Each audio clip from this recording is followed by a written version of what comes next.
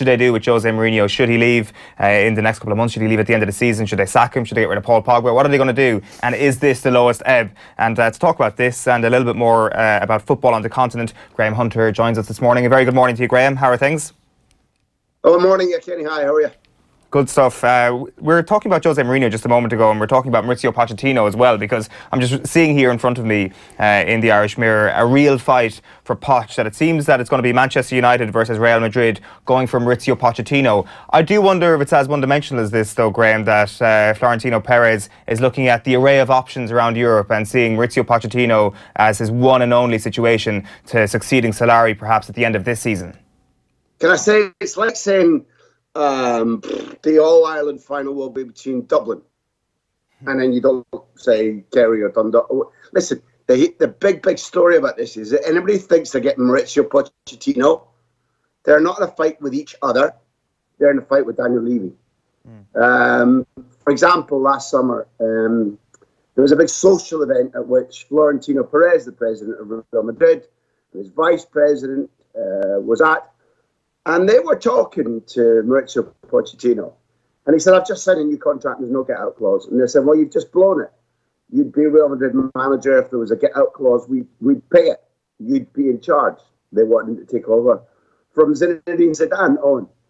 And Daniel Levy is somebody who, understandably, I'm going to cough again, I'm sorry, understandably thinks he's got a first-rate, modern, young, talented, energetic coach and manager. I think Pochettino fills both those descriptions. Individually on the training ground, he's very, very good in terms of player management. He highlights all the things that Jose Mourinho once did and is now doing badly.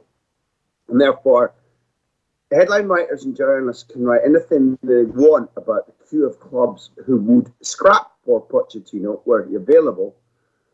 But not until the point comes when Pochettino says to Spurs, I will walk out, chase me, sue me, can any club think of acquiring him? Because Daniel Levy won't let him go. He's got him under contract. Modern idiom based on the way in which buyout clauses were introduced to Spanish football immediately after the Jean-Marc Bosman case, so that there was a degree of controlled contractual liberty. It's now a modern idiom that clever agents, clever footballers who are willing to have their salaries slightly controlled, because if you impose a buyout clause on your contract, the people who are allowing you that liberty can say, okay, we're going to pay you a little bit differently, a little bit less. So if you want to build me a dream scenario for some United fans, where Ed Woodward wakes up and smells the coffee, or the owners remove Ed Woodward and bring in somebody who understands football differently. That's a euphemism for better. And they remove Jose Mourinho and stop the somnambulism on the pitch, and they go after Mauricio Pochettino. They still have an enormous, and I think at the moment, unwinnable battle to get the Spurs manager to Old Trafford. So I've in my usual block capital letter speaking, I've made that sound like opinion, but the majority of it's fact. I'll put this one to you, Graham. Just looking at some of the suggestions online, and I can be accused of perhaps falling for a conspiracy quite easily, but I wouldn't be surprised if in 12 months' time we're looking at Real Madrid and Jose Mourinho is their manager for a number of reasons. You think about the bridges he burned at Real Madrid. You think of the players that he fell out with, like Casillas isn't there anymore, Pepe's not there anymore, Ronaldo's not there anymore. Sergio Ramos really is the only burnt bridge that needs to be addressed. But most importantly, Jose Mourinho's sick of not being given the full backing of the board, and he's got a fantastic relationship by all accounts with Perez. On his end, it's a dream scenario to go back there. Perez wants this short-term fix, as in this the domestic drought, if you can put it that way. He wants a La Liga title again. A one-season wonder with Jose Mourinho winning La Liga seems like a possible thing, right? Listen, I like all your theory. You've nailed it. I don't simply like it because I've been proposing this for some months. And the story would be this, and I think you missed out one crucial item to make your theory perfect. Florentino Perez has always burned with a fury about the way in which his era is packed full of achievements and trophies, but has never, outside the Real Madrid family, as gigantic as that is, inspired the love and the devotions. And look, sometimes I don't want to feel I'm guilty of this, but the lashings of lovely description, it did all get a bit Ken and Emma, didn't it, over Barcelona at their very best, because they were so bloody brilliant that the adjectives flowed. The idea of the beauty of the midfield, the stellar nature of the football, irrespective of the trophies, the idea that Guardiola was a genius, and above all, the love which Barcelona earned for the faith in the cantera, the our lads are playing for our team. Florentino Perez hated that. He brought Mourinho in the first place, not simply to build a winning Madrid team on, but to stick it to Football Club Barcelona.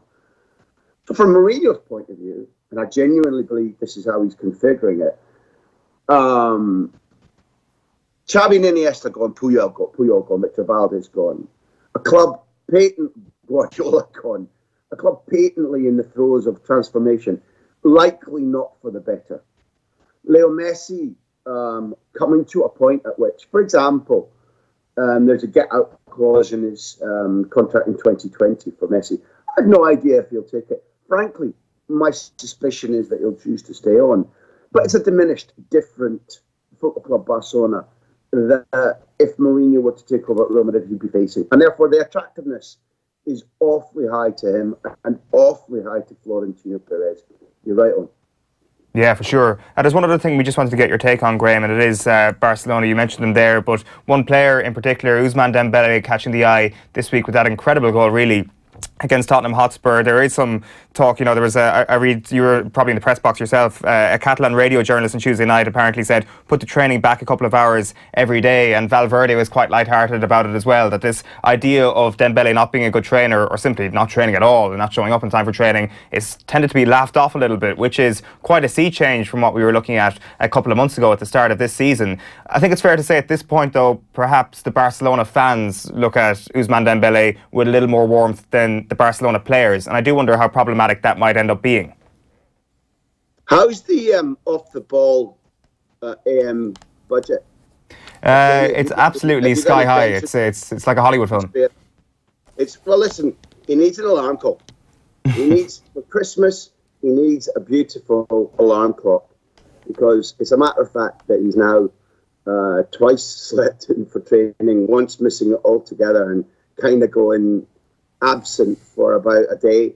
And then the next time he plays that beautiful game against Espanyol, irrespective of the Spurs goal. Spurs goal is absolutely phenomenal. Dembele for the remainder of that game is kind of average, a little bit dopey.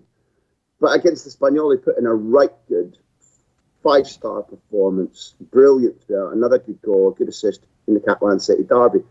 So the long and short of it is that his football's improving. He's made a pledge to his fellow players. I'll start growing up, I'll start behaving.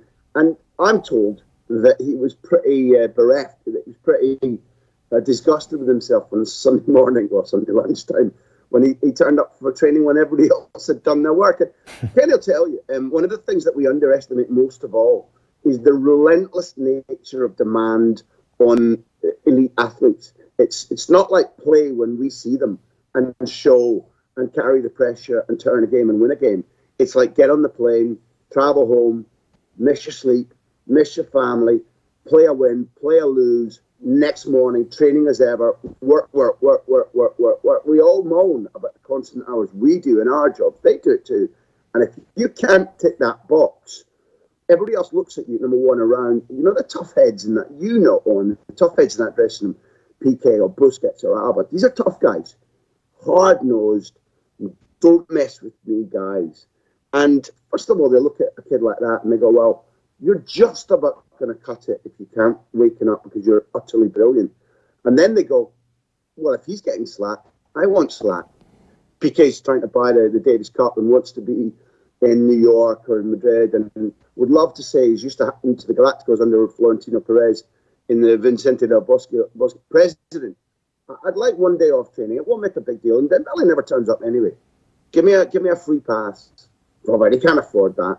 So as good as Dembele is, he needs to slap himself in the face, receive that little present from Dublin that is the shape of an alarm clock, and get his finger out, man. Yeah, it seems like pretty good advice there, Graham. Thanks a million. We'll chat to you soon. See you, boys. Graham Hunter there on the line from Spain, chatting